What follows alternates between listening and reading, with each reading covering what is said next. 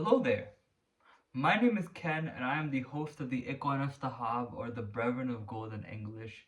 And in today's video, we're going to be reconciling two things that both ends of the spectrum, both the magical and the religious, kind of, I want to say, spam on people as like a solution, can actually be quite viable of a solution once combined together. And this is magical operations and exercises with religious sacraments. So maybe this is me straw manning, or maybe this is just me projecting an experience. But I've noticed that when you speak to a religious person about what a remedy for an issue is, 9 times out of 10 they'll give you a sacrament. Do this prayer, say this invocation, do this specific sacrament, go to church, go to mosque, go to synagogue, complete the sacraments, and that will help be a remedy for your pain. And with a spiritual or occultic person, they will basically say do the lesser banishing ritual of the pentagram, do the Kabbalistic cross, do the middle pillar, So I've noticed that this is a personal observation. I've noticed on both ends of the spectrum, both the religious and mystical magical, there is a emphasis on a specific ritual to be done to alleviate oneself, not only of alleviate oneself of pain, but to establish discipline in one specific lifetime. In the Hermetic Order of the Golden Dawn, the original rendition of the Hermetic Order of the Golden Dawn, and the neophyte grade, they would have an individual practice the lesser banishing ritual of the pentagram every single day for a year before they move them on to something else. So the importance of that is to try to find the middle ground between these two. And today I want to give a guide video essentially explaining the link between a Golden Dawn, not necessarily sacrament or practice, more of like an exercise called the middle pillar. And I'm going to be talking about how magical operations and magical exercises can have a lot of great connections with religious sacraments, as these two are not mutually exclusive. They are actually go hand in hand with each other. And the reason why your sacraments may not be working is because they're lacking a magical operation. And the reason why your magical operations may not be working is because they're lacking a religious sacrament, right? So in today's video, I will be explaining how I, in my own journey, have combined a magical exercise with a religious sacrament. So if you are not a stranger to this channel, this is an Islamic Hermetic channel, meaning that I will agree with Orthodox Muslims that if you want to be in an Islamic body and if you want to be an active participant in an Islamic system, you must offer the salah. You must offer the salah towards the sacred mosque in Mecca, and you must pray it. You should do your best to pray at the prescribed times 5 times a day.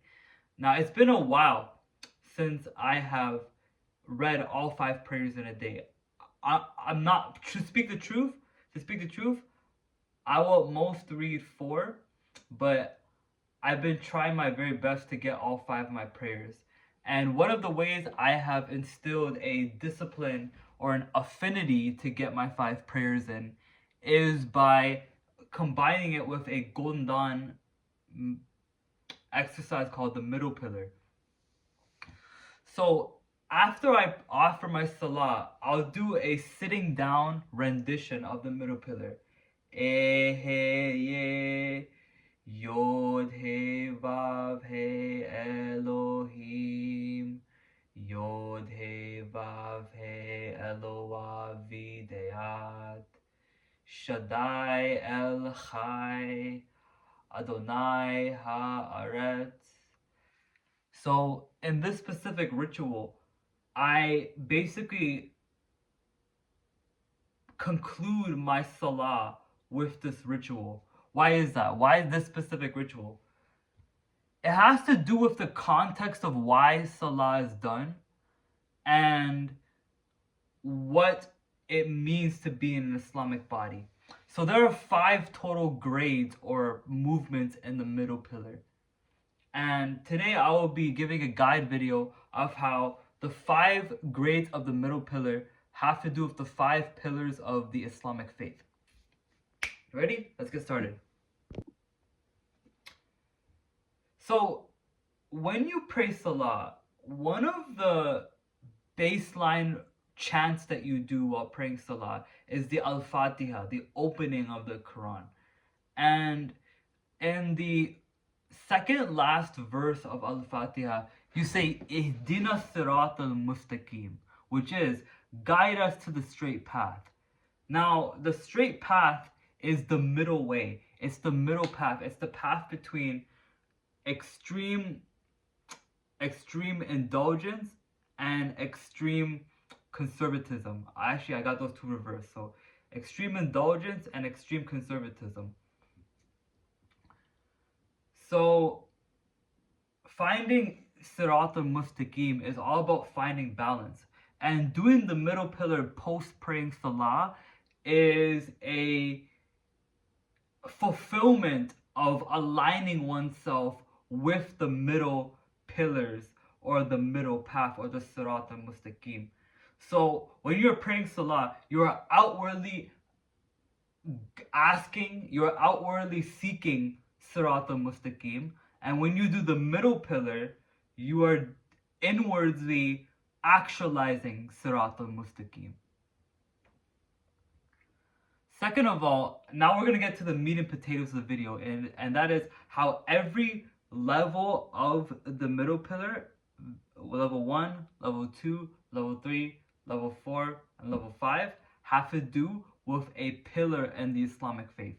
So there are 5 traditional pillars in the Islamic faith, this being the testimony, the prayer, the alms tax, the fasting, and the pilgrimage. And every single one of the grades of the middle pillar has to do with the specific sacramental basis for the Islamic faith. When you do Eheye, or by the crown chakra, this is the shahada, this is the testimony. The reason being is that in a mystical sense, to be a shaheed or to be a witness to God's divine presence isn't you just saying, oh, I believe in God, or oh, it's not you just uttering the creed. That's not the basis of shahada in Islamic mysticism. The basis for shahada in Islamic mysticism is to do what the word witness actually entails, and that is testifying and witnessing the actual divine union of Allah and of the divine presence. So that is why Eheye is associated with the pillar of testimony. Next, what we have is the throat. So the throat is the articulation, it is the speaking, it is the wording of things. This is the Salah sacrament. This is the Salah pillar of the Islamic faith. The reason being is because the throat chakra is all about articulation, discernment, distinguishing. The Salah is what distinguishes the Islamic practitioner from the non-Islamic practitioner. It's not the culture or the look or the beard. I don't even have a beard on right now. But it's not the look or the words or the veneration. It's the Salah. So because of this distinguishing factor in Salah, we have a basis of the throat chakra in the Salah ritual. Next, what we have is the heart chakra, where we say Yod He Vav He Eloah Videyat. This one is the alms tax, the alms giving. Now, the reason why it's the alms giving is because the heart is a giver. The heart chakra is a giver. It is a alignment and it is a outwards phenomenon. And basically, once you combine this, or once you align this with the middle pillar, you realize that alms tax and almsgiving is an act of the heart. It's an act of rectifying and sanctifying the less fortunate, and it's also about establishing your heartfelt energy towards the earth. Next, we have Shaddai El Chai on the sacral chakra. So this is placed around your genitals, and the genitals is where pleasure is usually manifested in for most people, and it's also the sacral chakra as well, which pleasure is a huge center of in the chakra system. This has to do with siyam or fasting. So fasting isn't just about withdrawing from food, it's about withdrawing from pleasure. It's about withdrawing from sensual pleasure. That is where the sacral chakra usually manifests in, is sensual pleasure, right? So when you are basically doing these Shaddai Al Chai of the sacral chakra, you are signifying the fasting. Now, another thing is that fasting takes place in the month of Ramadan. In the tree of life, the sacral chakra is associated with sphere number 9 in the tree of life, in the 10 Sephirai. And the Islamic month of Ramadan is the 9th month in the lunar calendar. Finally, we have the Adonai Ha'aret of the root chakra. This represents, using the process of elimination, this will represent the pilgrimage. Now, why does this represent the pilgrimage? This represents the pilgrimage because the pilgrimage to the holy site in Islam is the root of the Islamic faith. The Kaaba and the city of Mecca and the pilgrimage sites are the root of what Islam is based off of. So using the process of elimination, the root chakra, or Adonai Ha'aretz, encapsulates the pilgrimage ritual, because this is the most practical and this is the most hands-on and physical sacrament that harps on landmass. So all the others, if notice, all the other sacraments rely on spiritual prowess, testifying that God is one, praying the sacramental prayer, almsgiving, right? You have to have a heart for that, and you also have to have wealth for that too. So maybe I'm being a little bit off there, but almsgiving, you have to have a spiritual heart for that. Fasting, you need a spiritual affinity for that. The pilgrimage, you can't just do the pilgrimage. You need a specific landmass to do it.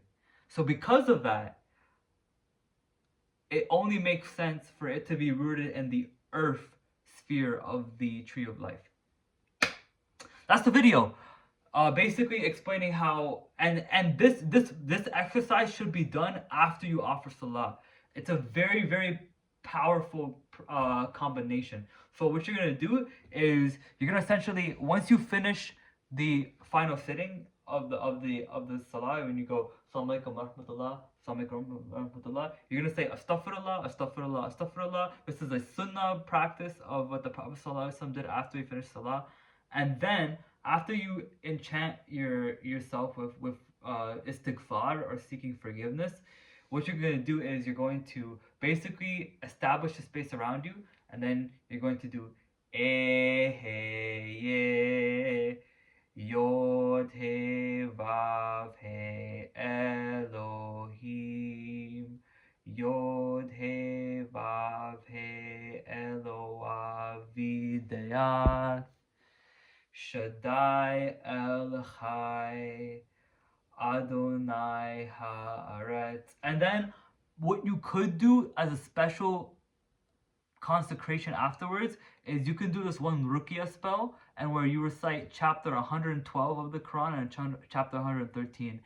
Chapter 112 has 4 verses. Chapter 113 has 5. 4 plus 5 is 9, which is a completion number, and it has to do with the completion of a cycle. So this completes the cycle of the ritual too. So that's optional. It's completely optional if you want to do chapter 112. So what you would do is you would go blow on your hands, recite 112, recite 113, and then just, that's it. So that's my prescription to y'all. Be sure to have a field day with combining religious sacraments with magic operations.